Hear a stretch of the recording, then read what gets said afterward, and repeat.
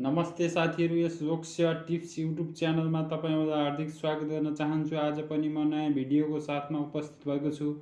यस भिडियोलाई अन्तिमसम्म हेरी यस च्यानललाई लाइक, सेयर, सब्सक्राइब र नजिकै रहेको बेल आइकन दबाउन नभुल्नुहोला, ताकि नयाँ भिडियो अपलोड गर्न साथ सुरुमै तपाईँलाई नोटिफिकेसन प्राप्त हुनेछ। साथै हाम्रो फेसबुक पेज जोक्स्य टिप्सलाई लाइक गर्न नभुल्नुहोला। मैले विभिन्न सेवामा सोधिने लोक सेवा आयोग, ब्याङ्किङ, नेपाल टेलिकम, विद्युत प्राधिकरण, नेपाल राष्ट्र ब्याङ्कमा सोधिने महत्त्वपूर्ण समसामयिक सामान्य ज्ञान लिएर आएको छु। साथीहरू, यस भिडियोलाई अन्तिमसम्म हेरेर साथ दिनुहोला। प्रश्न नम्बर 1 रहेको छ, 7औं राष्ट्रिय कृषि गणना 2078 को नारा के हो? 7औं राष्ट्रिय कृषि गणना 78 को नारा कृषि गणनाको सार, कृषि योजनाको पूर्वाधार भनिरहेको छ। साथीहरू, यो चाहिँ विक्रम सम्वत 2018 सालबाट कृषि गणना सुरु भएको हो। साथीहरू, राष्ट्रिय कृषि गणना यो चाहिँ 7औं राष्ट्रिय कृषि गणना रहेको छ। त्यसै गरी प्रश्न नम्बर 2, साफ अन्डर 19 वुमेन्स च्याम्पियनसिप फुटबल 2021 को उपाधि कसले जित्यो?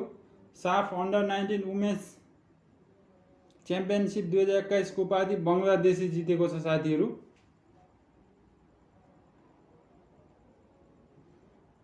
त्यसै गरी प्रश्न नम्बर 3, सन् 2021 को बुकर पुरस्कार कसले पाए? डामोन गालगोट दक्षिण अफ्रिकी लेखक हुन्। साथीहरू यिनी। त्यसै गरी प्रश्न नम्बर 4, 1 वडा 1 कालोपत्रे सडक कुन स्थानीय तहको योजना हो? फुङलिङ नगरपालिका ताप्लेजुङको रहेको छ। साथीहरू, 1 वडा 1 कालोपत्रे सडक।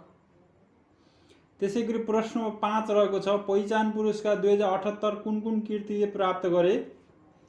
पहिचान पुरस्कार 2078 श्याम शाहको पथेर र अनन्त वाग्लेको कदम। श्याम शाहको पथेर र अनन्त वाग्लेको कदम रहेको छ। त्यसै गरी प्रश्न नम्बर 6, प्रस्तावित रानीटार विमानस्थल कुन जिल्लामा पर्दछ? पाँचथर जिल्लामा पर्छ। साथीहरू, प्रस्तावित रानीटार विमानस्थल। त्यसै गरी प्रश्न नम्बर 7 रहेको छ, नेपालमा विद्युतीय भुक्तानी प्रणालीको सुरुवात गर्ने ब्याङ्क कुन हो? नेपालमा विद्युतीय भुक्तानी प्रणालीको सुरुवात गर्ने ब्याङ्क नबिल ब्याङ्क रहेको छ। साथीहरू, सुरुमा यसलाई नेपाल अरब ब्याङ्क पनि भनिन्थ्यो। साथीहरू, त्यसै गरी प्रश्न नम्बर 8, नेपाललाई डिजिटल नेपाल बनाउने लक्ष्य कहिलेसम्म तोकिएको छ? नेपाललाई डिजिटल नेपाल बनाउने लक्ष्य सन् 2025 सम्म तोकिएको छ। साथीहरू, त्यसै गरी प्रश्न नम्बर 9 रहेको छ, सबैभन्दा बढी इन्टरनेटकर्ता भएको देश कुन हो? सबैभन्दा बढी इन्टरनेटकर्ता भएको देश चाइना रहेको छ। साथीहरू, त्यसै गरी प्रश्न number 10, the banker of the year Asia 2021 जित्ने ब्याङ्क कुन हो? The banker of the Asia 2021 जित्ने ब्याङ्क एनएनबी ब्याङ्क रहेको छ। साथीहरू, नेपालको। त्यसै गरी प्रश्न नम्बर 11 रहेको छ, बालोन डी ओर अवार्ड 2021 जित्ने खेलाडी को हुन्? बालोन डी ओर अवार्ड 2021 जित्ने खेलाडी लियोनल मेस्सी रहेका छन्। साथीहरू, यिनी चाहिँ अर्जेन्टिनाका हुन्। त्यसै गरी प्रश्न नम्बर 12 रहेको छ, आइएसओ 27001 र 2013 पाउने नेपाली ब्याङ्क कुन हो? एनआइसी एसिया ब्याङ्क रहेको छ। त्यसै गरी प्रश्न नम्बर 13, नेपालमा ई पासपोर्टको सुरुवात कहिले भएको थियो? ई पासपोर्टको सुरुवात विक्रम सम्वत 2078 मङ्सिर 1 गतेदेखि सुरुमा चाहिँ सत्यमोहन जोशीले प्रदान गरेको थियो। साथीहरू, ई पासपोर्ट। त्यसै गरी प्रश्न नम्बर 14 रहेको छ, राष्ट्रिय कर दिवस 2078 को नारा के थियो? राष्ट्रिय कर दिवस 2078 को नारा स्वैच्छिक कर, सहभागितामा अभिवृद्धि, सुशासन, विकास र समृद्धि। यो चाहिँ हरेक वर्ष मङ्सिर 1 गते मनाइन्छ। साथीहरू, राष्ट्रिय कर दिवस। त्यसै गरी प्रश्न नम्बर 15 रहेको छ, उद्योग दिवस 2078 को नारा के थियो? उद्योग दिवस 2078 को नारा स्वदेश उद्यम र उत्पादन, दिगो औद्योगिक पुनरुत्थान। यो चाहिँ हरेक वर्ष मङ्सिर 9 गते मनाइन्छ। साथी, उद्योग दिवस। त्यसै गरी प्रश्न नम्बर 16, विश्व एड्स दिवस 2021 को नारा के थियो? विश्व एड्स दिवस 2021 को नारा एन्ड इक्वालिटिज एन्ड एड्स। यो चाहिँ हरेक वर्ष डिसेम्बर 1 मा मनाइन्छ। साथीहरू, विश्व एड्स दिवस। त्यसै गरी प्रश्न नम्बर 17, आगामी कोप 27 सन् 2022 मा कहाँ हुने भएको छ?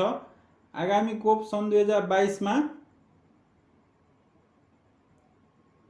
इजिप्टमा हुने भएको छ। साथीहरू, यो चाहिँ सोध्या साथीहरू, यो अहिलेको लोकसेवामा। त्यसै गरी प्रश्न नम्बर 18 रहेको छ मेयर दीर्घायु कार्यक्रम सञ्चालन गर्ने पालिका कुन हो? मेयर दीर्घायु कार्यक्रम सञ्चालन गर्ने पालिका टोखा नगरपालिका साथीहरू रहेको छ।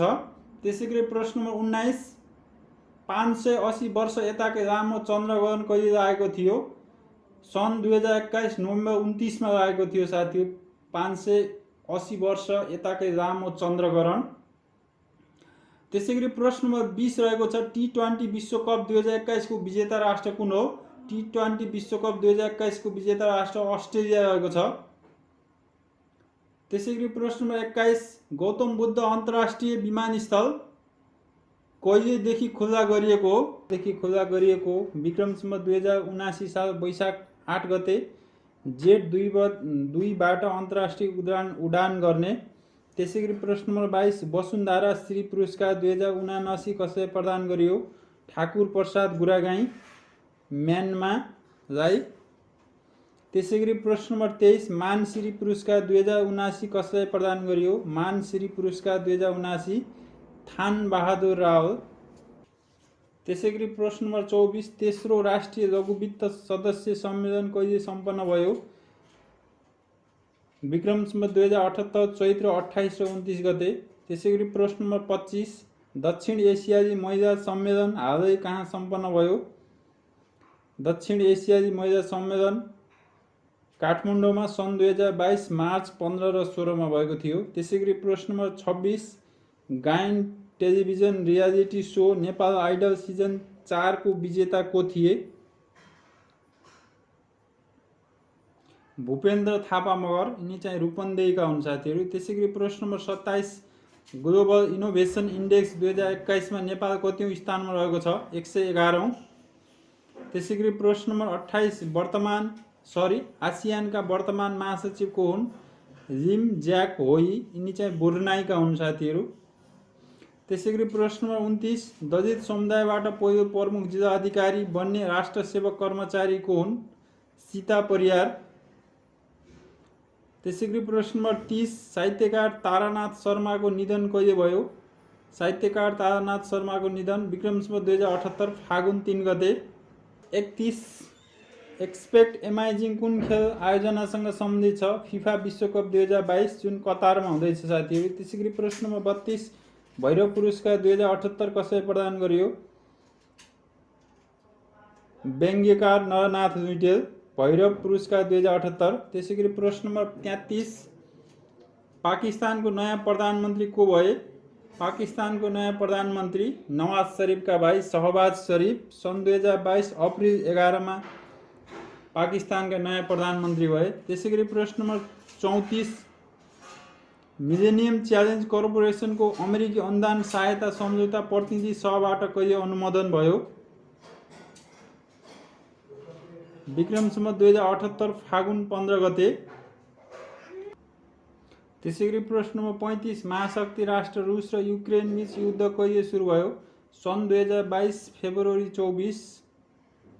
त्यसै गरी प्रश्न नम्बर 36 भारतको प्रतिष्ठित पद्मश्री पुरस्कार सन् 2021 बाट सम्मानित हुने भारतका नेपाली साहित्यकार को हुन्? लीलबहादुर छेत्री। प्रश्न नम्बर 37 विश्वकै पहिलो पटक मानिसमा सुँगुरको मुटु कहिले प्रत्यारोपण गरियो? सन् 2022 जनवरी 7। त्यसै गरी प्रश्न नम्बर 38 मिस इको नेपाल 2022 को उपाधि कसले जित्यो? सोफिया भुजेल। प्रश्न नम्बर 39 विश्व पर्यटन दिवस 2021 को नारा के हो? विश्व पर्यटन दिवस 2021 को नारा टुरिज्म फर इन्क्लुसिभ ग्रोथ। प्रश्न number 40 international women's of courage award 2021 बाट सम्मानित हुने अभियन्ता को हुन्? मुस्कान खातुन। प्रश्न नम्बर 41 बलिउड गायिका लता मङ्गेशकरको निधन कहिले भयो? सन् 2022 फेब्रुअरी 6 मा। त्यसै गरी प्रश्न number 42 Africa cup of nation 2022 को उपाधि कसले जित्यो? सेनेगल। प्रश्न नम्बर 43 सरकारले सन् 2022 लाई कुन वर्षको रूपमा मनाउने निर्णय गर्यो? दिगो पर्वतीय वर्ष। प्रश्न नम्बर 44, अन्तर्राष्ट्रिय गान्धी पिस अवार्ड 2022बाट सम्मानित हुने को हुन्? गणेश प्रसाद घिमिरे। प्रश्न नम्बर 45, अस्ट्रेलियन महान क्रिकेटर शेन वार्नको निधन कहिले भयो? सन् 2022 मार्च 4 गते। त्यसैगरी प्रश्न नम्बर 46, पहिलो कोभिड विरुद्धको पूर्ण खोपयुक्त स्थानीय तह कुन हो? सैना मैना नगरपालिका, जुन चाहिँ रूपन्देही जिल्लामा पर्छ साथीहरू। त्यसैगरी प्रश्न नम्बर 47, भ्रष्टाचार सूचकाङ्क 2021 अनुसार नेपाल कतिौं स्थानमा रहेको छ?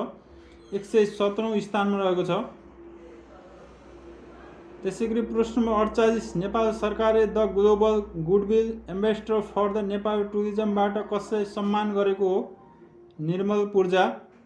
त्यसैगरी प्रश्न नम्बर 49, बिमस्टेकको 5औं शिखर सम्मेलन कहाँ सम्पन्न भयो? सन् 2022 मार्च 30मा श्रीलङ्काको कोलम्बोमा सम्पन्न भयो।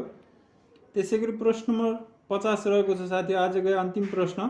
इन्जा खोजी पत्रकारिता पुरस्कार 2022 कसलाई प्रदान गरियो? गजेन्द्र बुढाथोकी।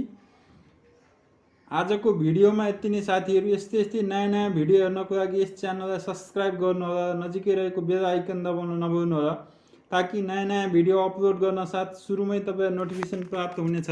साथै हाम्रो फेसबुक पेज रोक्सिया टिप्सलाई लाइक गर्न नभुल्नुहोला। भिडियो कस्तो लागिरहेको छ कमेन्ट बक्समा कमेन्ट गर्नुहोला। तपाईहरुको एक लाइक एक सब्सक्राइब आगामी दिनहरूमा यस्तै नयाँ भिडियो बनाउन हौसला प्रदान गर्नेछ। धन्यवाद।